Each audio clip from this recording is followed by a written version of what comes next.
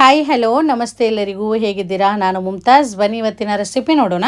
ಇವತ್ತು ನಾನೊಂದು ಅತಿ ಸುಲಭವಾಗಿ ಮಾಡುವಂಥ ಒಂದು ಪುಡ್ಡಿಂಗ್ ರೆಸಿಪಿ ತೋರಿಸ್ತಾ ಇದ್ದೀನಿ. ಪುಡ್ಡಿಂಗ್ ಅಂದರೆ ಇದು ತುಂಬಾ ಚೆನ್ನಾಗಿರುತ್ತೆ, ತುಂಬಾ ಸುಲಭವಾಗಿ ಮಾಡ್ಕೋಬಹುದು. ಬಾಯಲ್ಲಿಟ್ಟರೆ ಕರಗಿ ಹೋಗುವಂಥ ಒಂದು ಪುಡ್ಡಿಂಗ್ ಇದು.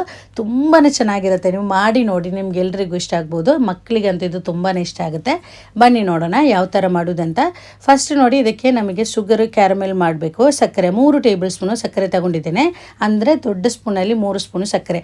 ನಾವು ಸ್ಟೀಲ್ ಪಾತ್ರದಲ್ಲಿ ಇವತ್ತು ನಾನು ಮಾಡ್ತಾ ಇದ್ದೀನಿ ಕ್ಯಾರಮೆಲ್. ಸ್ಟೀಲ್ ಪಾತ್ರದಲ್ಲಿ ಮಾಡುವಾಗ ಇದು ಸಣ್ಣ ಉರಿಯಲ್ಲಿ ಇಟ್ಕೋಬೇಕು, ಅಂದರೆ ಅತಿ ಸಣ್ಣ ಉರಿಯಲ್ಲಿ, ಲೋ ಫ್ಲೇಮಲ್ಲಿ ಇಟ್ಕೊಳ್ಳಿ. ನಾವು ನಾನ್ ಸ್ಟಿಕ್ ಪಾತ್ರದಲ್ಲೆಲ್ಲ ಕ್ಯಾರಮೆಲ್ ಮಾಡುವಾಗ ಅದು ಮೀಡಿಯಂ ಫ್ಲೇಮಲ್ಲಿ ಇಟ್ಟು ಮಾಡಿದ್ರಾಯ್ತು. ಈ ಥರ ನೋಡಿ ಅತಿ ಸಣ್ಣ ಉರಿಯಲ್ಲಿ ಇಟ್ಟಿದ್ದೇನೆ. ಇಲ್ಲಾಂದರೆ ಸ್ವಲ್ಪ ಇದು ಹೀಟ್ ಜಾಸ್ತಿ ಆದರೆ ಬೇಗನೆ ಅದು ಸೀದೋಗುತ್ತೆ. ಅದಕ್ಕೋಸ್ಕರ ನೀವು ಸ್ಟೀಲ್ ಪಾತ್ರದಲ್ಲಿ ಕ್ಯಾರಮೆಲ್ ಮಾಡುವಾಗ ಅತಿ ಸಣ್ಣ ಉರಿಯಲ್ಲೇ ಇಟ್ಟು ಮಾಡಬೇಕು.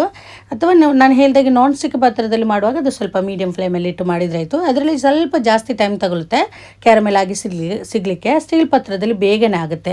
ನೋಡಿ ಈ ಥರ ಆಗಿದೆ, ಕಲರ್ ಚೇಂಜ್ ಆಗಿ ಇದು ಗೋಲ್ಡನ್ ಕಲರ್ ಆಗಿ ಬಂದಿದೆ. ಈ ರೀತಿಯಾಗಿ ಬರುವಾಗ ಇದಕ್ಕೆ ಸ್ವಲ್ಪ ನೀರು ಹಾಕಬೇಕು, ಜಾಸ್ತಿ ಅಲ್ಲ, ಒಂದು 2 ಸ್ಪೂನು ನೀರು, ದೊಡ್ಡ ಸ್ಪೂನಲ್ಲಿ ಅಷ್ಟು ಸಾಕು. ನೀರು ಹಾಕುವಾಗ ಸ್ವಲ್ಪ ಕೈ ದೂರ ಇಟ್ಕೊಂಡು ಹಾಕೊಳ್ಳಿ, ಯಾಕಂದರೆ ಅದು ಪಾತ್ರ ಜಾಸ್ತಿ ಬಿಸಿ ಇರುತ್ತೆ. ಅದಕ್ಕೋಸ್ಕರ, ಇಲ್ಲಾಂದರೆ ಕೈಗೆಲ್ಲ ಆಗುತ್ತೆ. ಅದಕ್ಕೋಸ್ಕರ ದೂರ ಇಟ್ಕೊಂಡು ನೀರು ಹಾಕಿ ನೋಡಿ ಚೆನ್ನಾಗಿ ಕಲಿಸ್ಕೊಳ್ಳಿ. ಆಮೇಲೆ ನಾವು ಪುಡ್ಡಿಂಗ್ ಯಾವ ಪಾತ್ರದಲ್ಲಿ ರೆಡಿ ಮಾಡಿ ಸೆಟ್ ಮಾಡಲಿಕ್ಕೆ ಇಡೋದು ಅದೇ ಪಾತ್ರಕ್ಕೆ ನಾವು ಕ್ಯಾರಮೆಲ್ ಹಾಕಬೇಕು. ಇದು ಬೇಗನೆ ಹಾಕಬೇಕು, ಸ್ಟವ್ ಆಫ್ ಮಾಡಿದ ಕೂಡಲೇ ನೋಡಿ ಈ ಥರ, ಇಲ್ಲಾಂದರೆ ಅದು ಗಟ್ಟಿ ಆಗುತ್ತೆ. ಅದಕ್ಕೋಸ್ಕರ ಬೇಗನೆ ಹಾಕಿ ನೋಡಿ ಈ ಥರ ಎಲ್ಲ ಕಡೆಗೂ ಈ ರೀತಿ ಮಾಡ್ಕೊಳ್ಳಿ. ಯಾವ ಪಾತ್ರದಲ್ಲಿ ನೀವು ಪುಡ್ಡಿಂಗ್ ಹಾಕ್ತೀರೋ ಅದೇ ಪಾತ್ರಕ್ಕೆ ಹಾಕಿ ಇದೊಂದು ಸೈಡಲ್ಲಿ ಇರಲಿ. ಇನ್ನು ಇದಕ್ಕೆ ನಮಗೆ ಹಾಲು ಬೇಕು. ನೋಡಿ, ಒಂದು ಸ್ಟವ್ ಆನ್ ಮಾಡ್ಕೊಂಡು ಒಂದು ಪಾತ್ರೆ ಇಟ್ಟಿದ್ದೀನಿ, ಅದಕ್ಕೆ 2 ಕಪ್ ಹಾಲು ಹಾಕ್ತಾ ಇದ್ದೀನಿ. 2 ಕಪ್ ಅಂದರೆ ಅರ್ಧ ಲೀಟ್ರ್ ಹಾಲಾಗುತ್ತೆ. 1 ಕಪ್ 250 ml ಕಪ್, ಅರ್ಧ ಲೀಟ್ರ್ ಹಾಲು ಹಾಕಿದ್ದೇನೆ.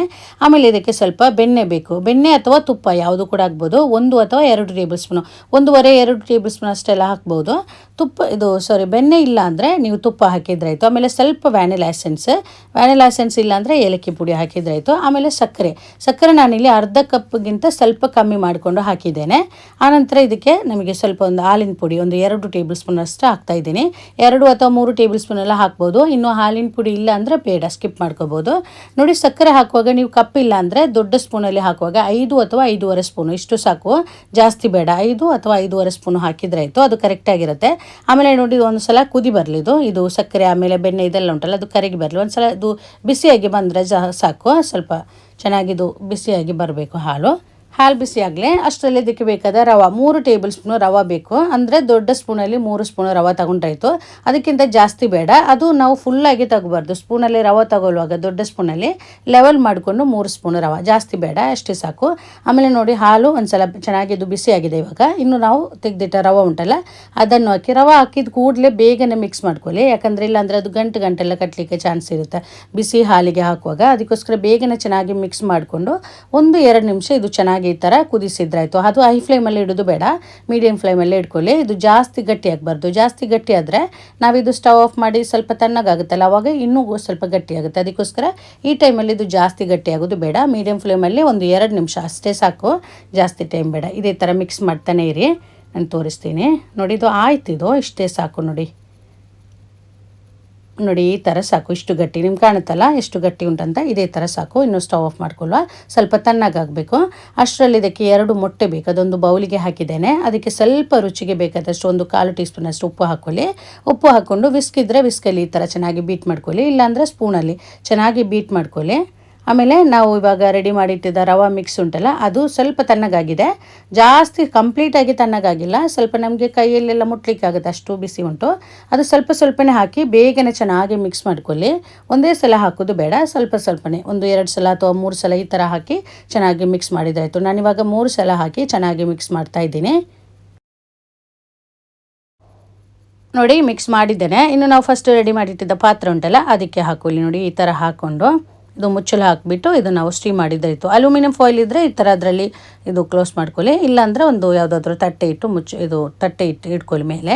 ಆಮೇಲೆ ನಾವು ಇದು ಸ್ಟೀಮ್ ಮಾಡಿದ್ರಾಯ್ತು. ಇಡ್ಲಿ ಪಾತ್ರದಲ್ಲಿ ನೋಡಿ ನೀರಿಟ್ಟಿದ್ದೇನೆ, ಕುದಿ ಬರ್ತಾ ಇದೆ, ಅದಕ್ಕೆ ತಟ್ಟೆ ಇಟ್ಟು ಅದರಲ್ಲಿ ಇಟ್ಟು ನಾವು ಸ್ಟೀಮ್ ಮಾಡುವಾಗ ಹೈ ಫ್ಲೇಮಲ್ಲಿ ಇಡೋದು ಬೇಡ, ಮೀಡಿಯಂ ಫ್ಲೇಮಲ್ಲಿ ಇಟ್ಟು ಸ್ಟೀಮ್ ಮಾಡಿದ್ರಾಯ್ತು. 35 ನಿಮಿಷ, ಅರ್ಧ ಗಂಟೆ 35 ನಿಮಿಷ, ಅಥವಾ ಒಂದು ಸ್ವಲ್ಪ ಅದಕ್ಕಿಂತ ಒಂದು 5 ನಿಮಿಷ 10 ನಿಮಿಷ ಎಲ್ಲ ಆಚೆ ಈಚೆ ಎಲ್ಲ ಆಗ್ಬೋದು, ನೋಡ್ಕೊಳ್ಳಿ.